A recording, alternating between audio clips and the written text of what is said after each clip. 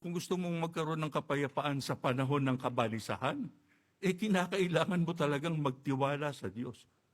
Sapagkat ang sabi ng Biblia, ang Diyos lamang ang nagbibigay ng pangloob na kapayapaan. Yun ang dapat nating gawin para hindi tayo madaig ng kabalisahan. Manghawak po tayo kanino? Sa Diyos. Sapagkat siya lamang ang dako ng kaligtasan.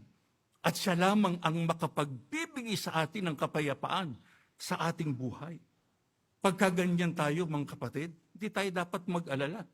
Hindi tayo dapat mabahala anuman ang mga bagay na nasasagupa natin sa ating buhay.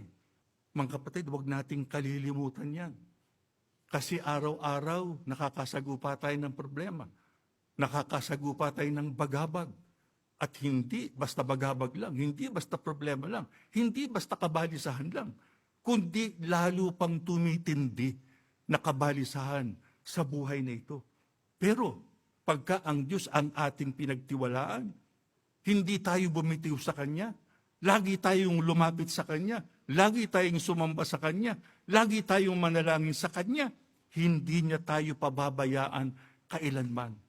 Yan po ang ating sampalatayanan.